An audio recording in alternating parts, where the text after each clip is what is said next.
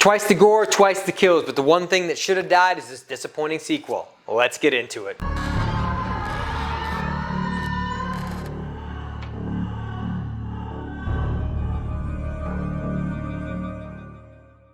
Hey everybody, welcome back to the channel. I'm Chris. Thanks for stopping by and watching my review for Hatchet 2. Okay, so yet again, we're drudging through the Hatchet franchise with this disappointing sequel. I don't hate everything about this film, but we'll get into all that later. But I do think that this is a step down from the original film, which some of you may not even like to begin with. I guess the bar is even lower, and we'll see how things go in the third movie and the subsequent fourth movie that exists, even though that was supposed to be the final conclusion. Brief synopsis, then we'll get into what I like and don't like, and then kind of my overall thoughts at the end of the video. But before we do all that, consider going down there, hitting the subscribe button, hitting the like button, and share this with anybody who's into obscure horror movies and slashers and physical media that we do on the channel. This picks up right where we left off from Hatchet 1. If you haven't seen that video, I'll link it up below so you can check that out. You can go watch that one, come back here, or watch this one and then go back there, whichever you fancy. But anyway, we pick up with one change, obviously being that Danielle Harris is now playing Marybeth.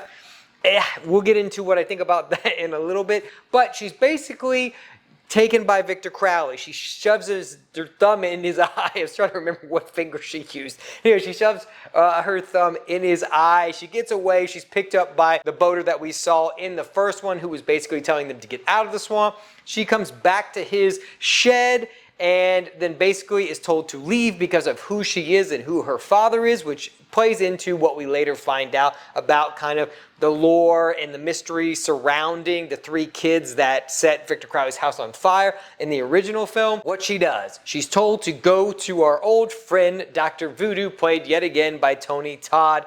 And he is basically kind of reminiscing and telling her about the situation that she's in and who she is. And you find out that her father, Samson, played by Robert Englund in the first film, was actually one of the kids that set the fire that fateful evening. And this leads her on a journey back into the swamp to get her relatives, her dad and her brother, out of there because she doesn't want their bodies just sitting in a swamp. And that leads us to find out a little bit more about Victor Crowley as a whole, and his carnage begins again. What I like about this movie is there is twice the kills. There is twice the gore. That has never been in doubt with these Hatchet films. The practical effects are great. The kills are creative and inventive. And Kane Hodder as Victor Crowley is top notch. So all those things remain the same, if not ratcheted up a few levels here, because we do get a more brutal Victor Crowley in this film than we did in the last one.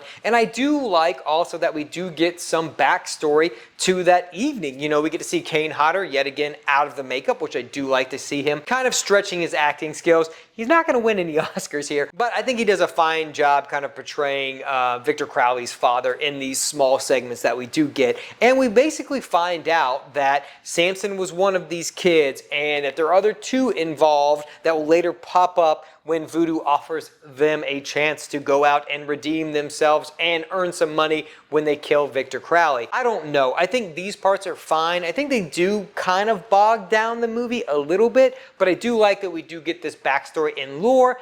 I just don't know that it really added anything. If I'm honest, if I had not known that who the three kids were, I still could have enjoyed this movie. So overall, that's where I think my feelings come from it being a disappointing sequel, and my one big complaint we're about to get into. So strap in, because you may not agree with me.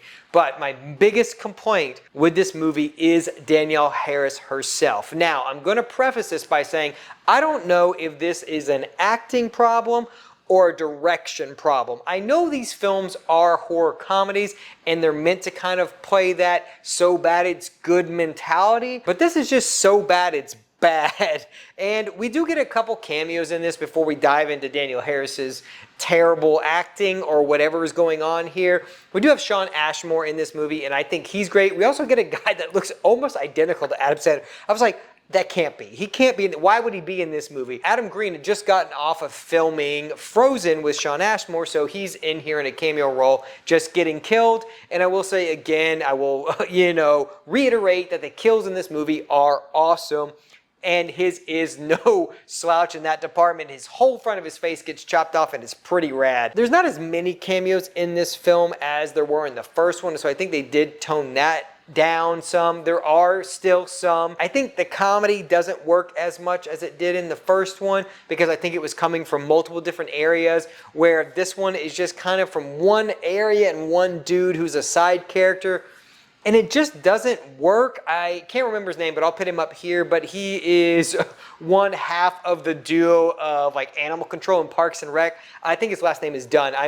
I swear I can't remember his name, but I'll put it up here so you know who I'm talking about. I think his comedic stuff is fine. It just almost doesn't fit in this film.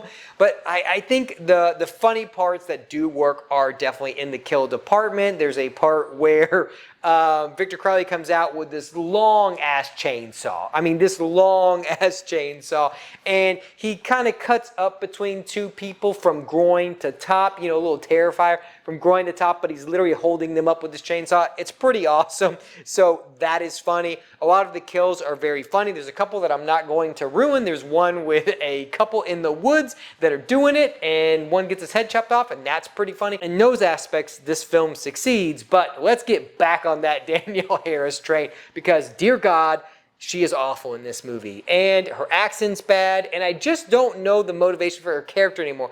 The swapping of roles I think is fine, but she doesn't bring anything, and I think actively the character is worse in this film, so that's why I'm not going to put all of the blame on Danielle Harris herself, because I feel like this is also a writing and directing problem that we've got going on here. It's not just, oh, Danielle Harris is not that great of an actress. I think she's fine. I've seen her in a lot of things where she excels and does well, but also those roles are written for her. So I think that aspect is better in the other movies that she's been in, say like Rob Zombie Halloween 2. I think she's good in that role. And so I don't know, I feel like the role, I know they originally wanted to go with Danielle Harris as a second, but they didn't because they had too many people. And I think that was the right choice. And so going back and falling back on her, while fine, I just think the role is kind of murky now, and I don't really see her motivations other than going to get her brother and her dad out of the swamp. I think a lot of the acting moments she gets that are very heavy and dramatic filled are just bad. Same with Kane Hodder. The man cries at one point. I never thought I wanted to see Kane Hodder cry, and I don't think I ever want to see it again. All right, with all that said, what do I think about the film overall? I mean, you do obviously know that I didn't like this movie, and I think I'm still mixed. It is a disappointing sequel as a whole, but I wouldn't say I hated the movie. I think all of the kills and the gore outweigh the bad, because the story wasn't great in the first one, the story's not great in this one, but I think the comedic moments as far as characters go are worse in this film, and the story is basically non-existent other than that thin veiled attempt at she needs to go back in this swamp to get her, her brother and her dad back. So overall, if you like the first Hatchet, I think this is a step down from that original one, but that's just my opinion. Let me know down below what you think about Hatchet 2. If you've seen it and you haven't seen it, then I guess check it out if you like some fun, over-the-top, brutal kills. I think you'll enjoy it just for that aspect, and I do think it's worth watching for those moments. So, it's a recommend from me on that front. Just overall as a whole, and as a sequel to the original Hatchet, I think it is a step down. All right, that's all I've got. Thanks for stopping by and watching my review today. Like I said, let me know all that down below. If you like what I do here, consider becoming part of the collective here. I do a lot of obscure horror movies, slashers, 4K, physical media stuff. So if you're on board with that, definitely come join us here at the collective. All right, I'm gonna link some videos for you at the end as always, and I'll talk to you guys in my next review when we talk about Hatchet 3, the conclusion of the trilogy, but not really because there's a fourth one. Anyway, that's all I've got. I'll talk to you guys later.